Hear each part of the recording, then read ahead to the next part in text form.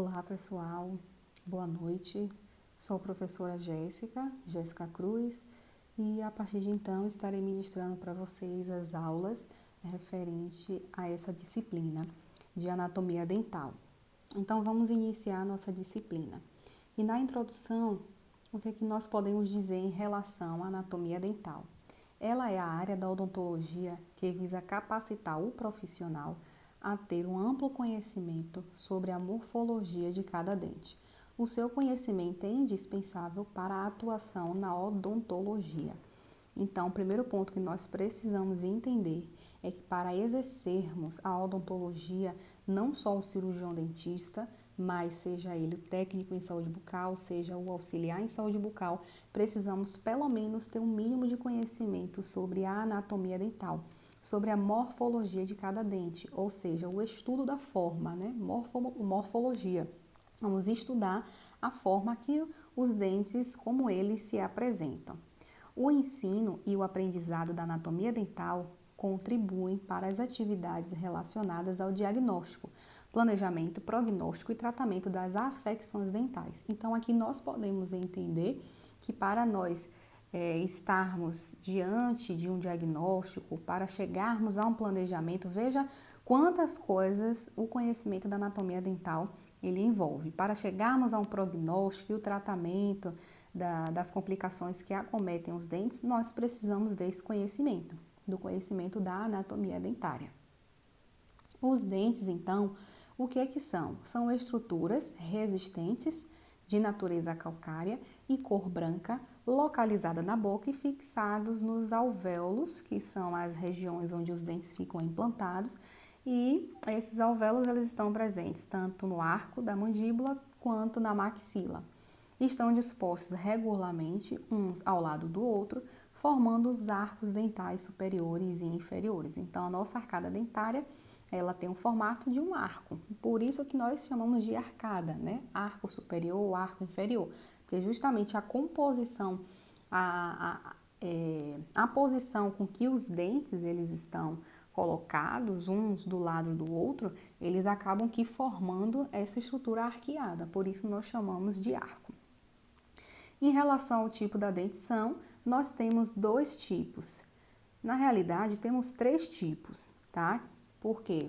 Vamos entender. Primeiro tipo é a dentição decídua primária, ou seja, aquela dentição no qual o indivíduo ele tem apenas dente de leite, e esse indivíduo nada mais são do que crianças de mais ou menos até 5 anos, porque de 6 anos em diante é quando começa a esfoliação desses dentes de leite, ou seja, quando a criança começa a perder e aí entra na fase da dentição mista, por isso que eu digo que tem 3 tipos e não 2, aqui tenho citado 2, mas temos 3, porque a partir do momento em que a criança começa a trocar os dentes de leite pelos dentes permanentes, elas vão ter ali aquela dentição mista, ou seja, vão ter presente em boca tanto dentes permanentes como dentes de leite, ou dentes decíduos, né? Por isso que está ali misturado e é chamado de dentição mista. Mas até mais ou menos os 5 anos de idade, até essa faixa etária, a criança ela vai ter apenas dentes decíduos ou dentes de leite e totaliza uma quantidade aí de 20 dentes. Enquanto que um adulto, né, ele já vai estar dentro, já vai estar enquadrado dentro da dentição permanente, no qual nós apresentamos 32 dentes no seu total.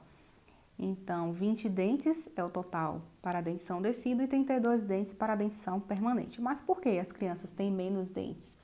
Porque as crianças não apresentam premolares, nem primeiro, nem segundo premolares, e não apresentam também terceiros molares. Então, a gente já tira aí, nós temos 8 premolares em boca, 4 superiores e 4 inferiores, e temos 4 terceiros molares. Então, nós temos um total de 12 dentes. Então, 32 menos 12 acaba aqui ficando com 20 dentes.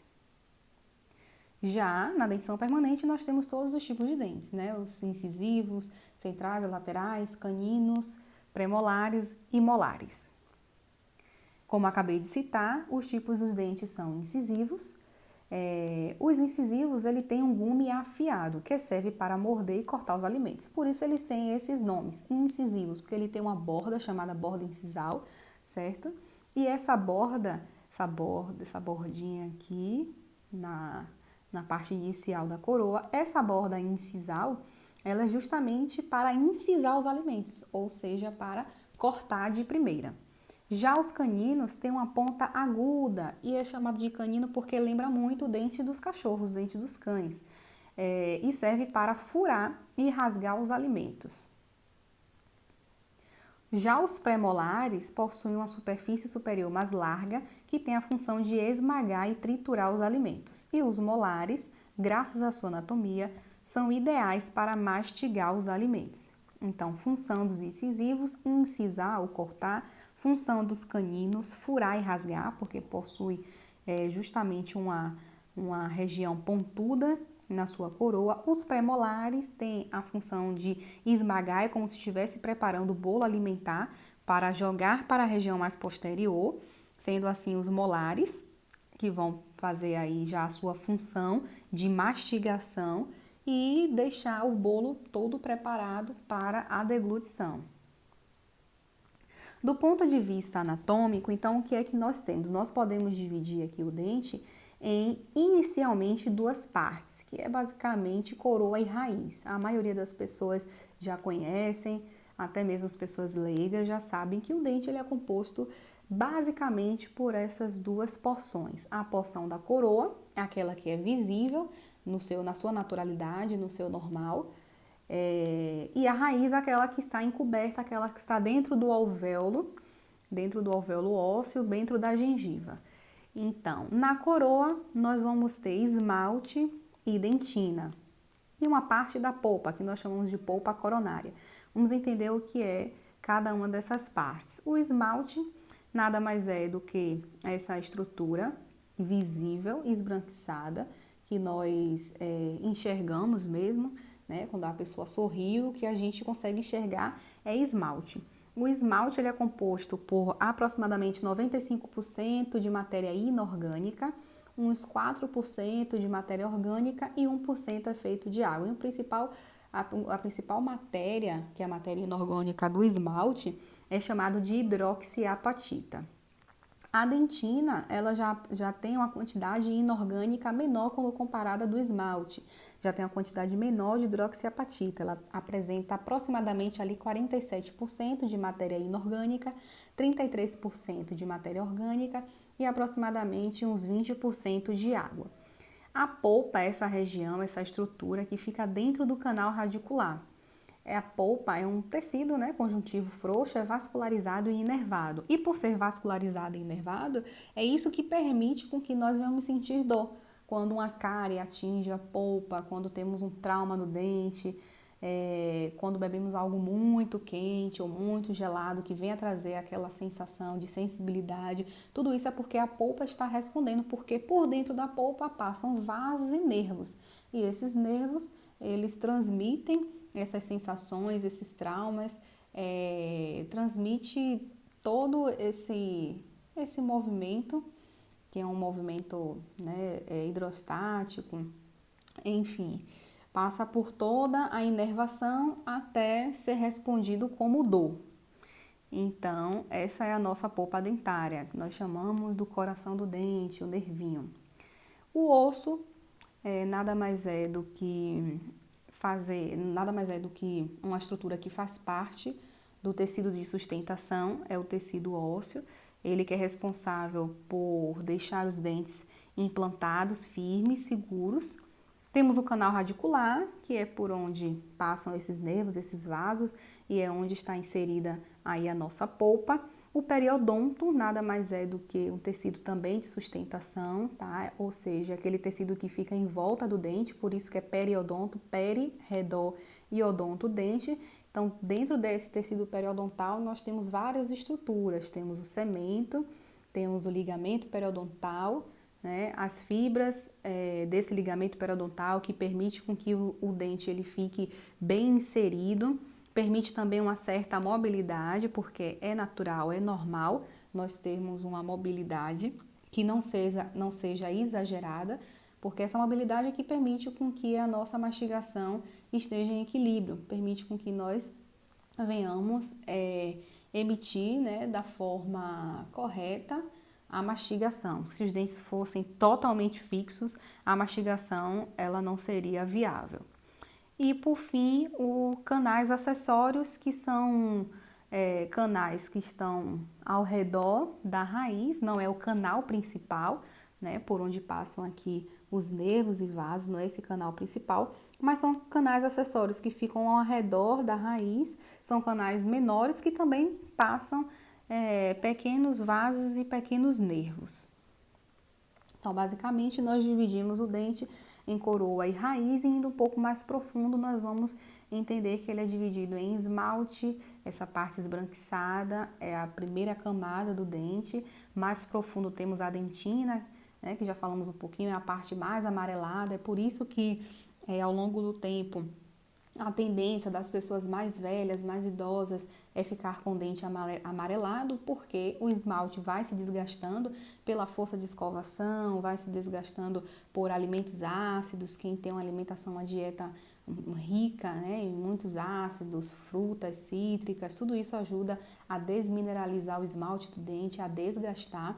E à medida que isso vai acontecendo, a dentina ela vai aparecendo. Como a dentina ela é mais amarelada, por isso o dente ele fica mais amarelado com o longo do tempo, né? Quanto mais velho, mais o dente fica amarelado, e também está associado à questão da pigmentação dos alimentos que têm corantes, né? Pessoas que têm a tendência a se alimentar com alimentos com muito corante, vinho, café, também está associado a isso. Esses dois fatores ajudam, permitem com que as pessoas apresentem os dentes mais amarelados. Vamos lá dar continuidade. Em relação à coroa, nós podemos também destrinchar e entender um pouco mais a fundo o que é que a coroa tem para nos ensinar. É a porção visível do dente quando está implantado no seu alvéolo. Apresenta uma superfície lisa, polida e brilhante, e é muito resistente. Então, aqui nós temos a divisão da coroa anatômica e a coroa clínica. Ah, o que é isso? Qual é a diferença? Existem dois tipos de coroa? Na verdade, não é que existe dois tipos de coroa. O que acontece é que existe a coroa que a gente vê e a coroa como ela realmente é. Por exemplo, nessa primeira parte da imagem, ele aponta dizendo que é a coroa anatômica. Então, aqui nós podemos ver uma linha que divide a coroa da raiz, certo? Essa linha aí meia parabólica. Essa linha se chama junção cemento-esmalte, porque é a junção que vai juntar a parte do cemento que está inserido na raiz com a parte do esmalte que está inserido na coroa. Por isso se chama junção cemento-esmalte. Então, toda essa extensão, desde aqui do início da coroa, desde a borda incisal até essa linha que é chamada de junção cemento-esmalte, nós chamamos de coroa anatômica, ok? É aquela parte que vai até o limitezinho antes da raiz. Dessa linha para baixo, tudo é raiz. Mas por que existe coroa clínica? Porque 90% ou a maioria das pessoas não apresentam visíveis 100% a sua coroa. Isso é fato. Na maioria dos casos, nós temos a gengiva cobrindo alguma parte, vamos dizer 20%, 15%, 10%, isso depende muito da pessoa. Por isso que tem pessoas que apresentam, parece que tem, né, o dente um pouco menor. Ah, fulano apresenta muito mais gengiva do que dente. Possa ser que ela pode ter um caso também patológico. É um caso que a gengiva ela está maior, bem maior do que deveria. Mas mesmo não sendo um caso patológico, ou seja, mesmo não sendo um caso de alteração gengival, de crescimento, nada disso, a maioria das pessoas apresentam só 80% da coroa do dente. E aí esse 20% está lá encoberto pela gengiva. Então nós chamamos essa parte da coroa, que é a que nós vemos, é a coroa, se chama de coroa clínica. Então o que a gente vê quando alguém sorri, nós estamos vendo a coroa clínica. É essa parte aqui, certo? Que está coberto pela gengiva. Quando, por exemplo, nós fazemos uma extração e o dente está lá todo exposto, fora do alvéolo, fora da gengiva, a gente já vai ter a visualização da coroa anatômica, porque vamos ver a coroa na sua totalidade, certo? E aí vamos partir para as faces dos dentes. Todos os dentes apresentam faces e essas faces têm nomes. Mas antes de mais nada, eu quero que vocês entendam que cada nome ele tem a ver com a posição, na verdade, cada face tem a ver com que a região para o lado que ela está voltada. Por exemplo, vamos entender aqui. As faces são divididas em face vestibular, face lingual, face distal, face mesial, face incisal ou face oclusal. Vamos entender quais faces são essas. A face vestibular é a face que está voltada para a mucosa, a face que está voltada para a bochecha. Quando você sorri, quando nós sorrimos e nós enxergamos os dentes, nós estamos visualizando que tipo de face ali daquela pessoa. Estamos visualizando a face vestibular, é aquela que está para frente, se chama vestibular.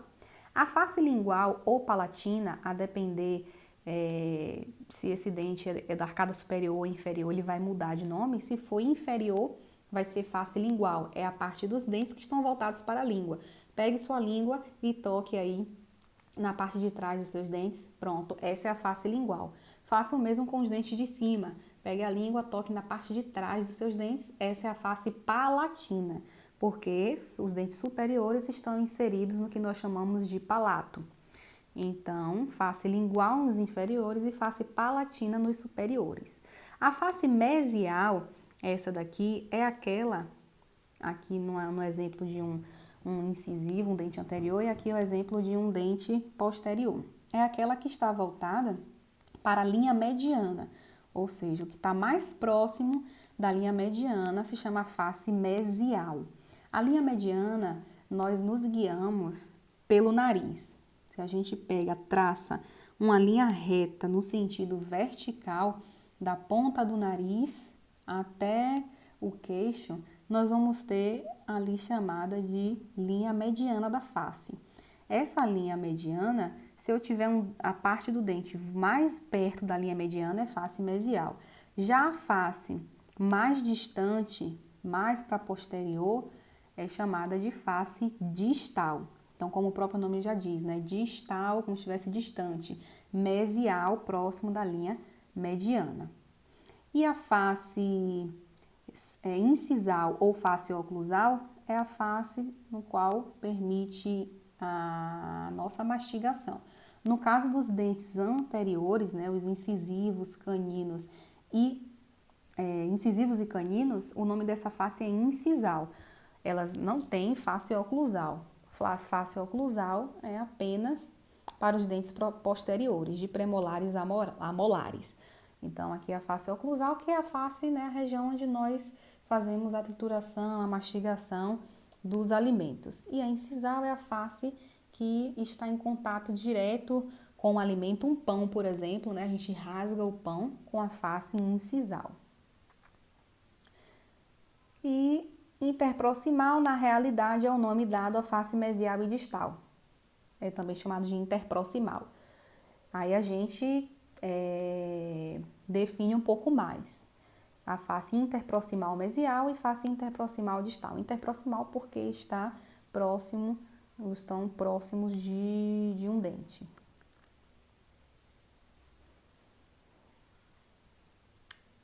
E aí acaba ficando um pouco mais complexo à medida que a gente vai vendo o tipo de face, né, a morfologia dos dentes, a gente vai aprofundando um pouco mais e é preciso de bastante atenção para compreender o que vem agora em diante, porque de fato fica um pouco mais complicado, mas nada que não seja entendível.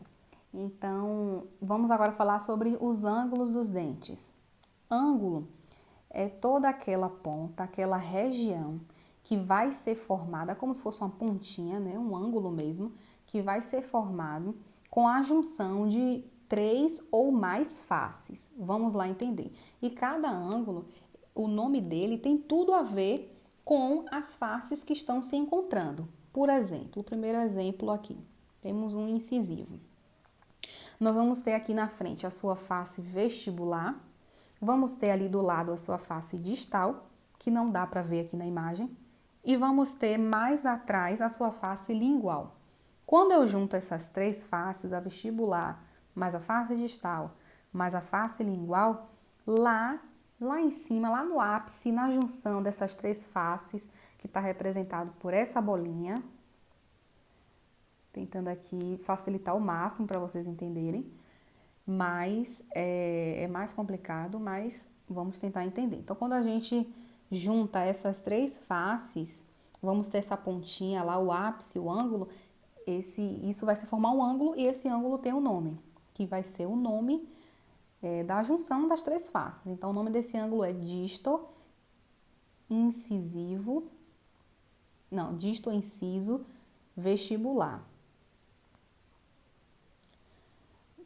que é a junção da face distal mais a face incisal mais a face vestibular. Quando nós juntamos a face distal, incisal mais lingual, nós vamos ter a formação do ângulo chamado disto inciso lingual. E assim sucessivamente. Quando a gente tem a junção da face mesial, incisal e lingual, nós vamos ter um ângulo chamado de mésio inciso lingual. Uma junção da face mesial, incisal, vestibular, mésio, inciso, vestibular. E assim se aplica para os dentes molares também. Então, vamos pegar um exemplo mais próximo aqui. Esse ângulo mésio-ocluso vestibular. Por que ele se chama mésio-ocluso vestibular? Porque a pontinha, né, que está aí, acaba sendo formada pela face oclusal, pela face mesial desse dente e pela face vestibular. E aí nós vamos obter o ângulo mésio-ocluso vestibular. E assim vai para os outros ângulos, mésio-ocluso lingual, disto-ocluso vestibular, disto-ocluso lingual, disto-lingual, mesiolingual, tá? E aqui na realidade, disto-lingual, mesiolingual e disto-vestibular e mesio-vestibular são bordas. Borda já é diferente de ângulo. Os ângulos vão ser formados mais ou menos por três ou mais faces, né? Geralmente três faces. Mas a borda, ela é formada por duas faces. A junção de duas faces a gente chama de borda. Então, a junção da face distal com lingual é a borda disto-lingual. A junção da face mesial e lingual se chama borda mesiolingual. A junção da face distal vestibular chama-se borda disto-vestibular. E a junção da face mesial com vestibular nós chamamos de borda mesio-vestibular. Essa linha, tá vendo? Pronto, vou botar bem próximo para vocês entenderem. Essa linha é a borda. Aqui ele está apontando que é a borda disto-vestibular, porque ela foi criada por meio da junção da face distal com a face vestibular e formou a borda disto-vestibular. Já essa bolinha mais em cima já não vai ser mais borda, vai ser o quê? Ângulo, porque tá lá na pontinha, tá lá no ângulo mesmo, na junção de três faces, que nesse caso foi a face distal mais oclusal mais vestibular. Formou o ângulo disto-ocluso vestibular. Eu vou estar passando para vocês um vídeo mais didático, mais dinâmico, para vocês acompanharem e entenderem mais ou menos, né, o que é que eu estou tentando passar para vocês por meio desse slide. Acredito que esse vídeo que eu vou disponibilizar, ele vai ser mais didático mesmo, vai ser mais compreensível para vocês. Assim como nós temos faces, ângulos, bordas, nós podemos dividir o dente em terços, né? Assim como nós dividimos a face também, terço médio, terço superior, terço inferior, nós também vamos dividir os dentes em terços. E a gente dividir os dentes em terços, precisamos entender que vamos dividir ele em dois sentidos. No sentido vertical, nós temos uma divisão e no sentido horizontal temos outra divisão. No sentido vertical, temos a divisão do terço mesial, terço médio e terço distal. Tá vendo? O mesial é toda essa porção que está mais próximo da linha mediana, toda essa porção aqui no sentido vertical, tá? É terço chamado de terço mesial. Já essa porção do meio, por estar justamente no meio, é chamado de terço médio. Aqui, tá vendo? No sentido vertical, terço médio. E essa porção aqui, que está mais próximo mais distante da linha mediana, é chamado de terço distal. E no sentido horizontal, nós também temos a divisão. A primeira divisão, terço cervical, essa parte que fica mais próxima da raiz, é chamado de terço cervical. No sentido horizontal, temos também o terço médio, que fica no meio da coroa, e o terço incisal é aquela, ou terço oclusal, tá? É aquela que fica na região da face incisal ou face oclusal. Essa aqui é numa vista anterior, o dente virado para frente, e aqui é uma vista lateral, né? É o dente virado de lado. Mas segue a mesma linha de raciocínio. E aí vamos para a terminologia dos detalhes anatômicos. Que na verdade, como é um pouco grande esse conteúdo e muitos nomes para entender, para não ficar uma aula muito maçante, vou estar dando essa parte de terminologia dos detalhes anatômicos, que a gente vai entrar um pouco mais profundo, para não ficar muita informação, vou deixar para ministrar na próxima aula. Vamos só ver até aqui, até terço dos dentes. A partir da próxima aula, estaremos começando por terminologia dos detalhes anatômicos, tá certo? Então, essa aula estarei disponibilizando aí para vocês, já está disponível, né?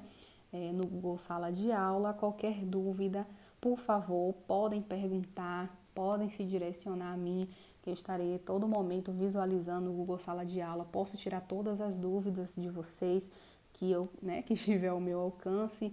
É algo que vocês até saibam e viram, a professora, vi isso, a senhora não comentou, pode estar complementando, que a gente vai discutindo mesmo e espero que tenha a participação de todos e possamos estar bem inseridos aí nessa disciplina, que é uma disciplina muito importante para todos, né, que estão na área da odontologia, para auxiliar, para técnico e para cirurgião dentista, tá certo?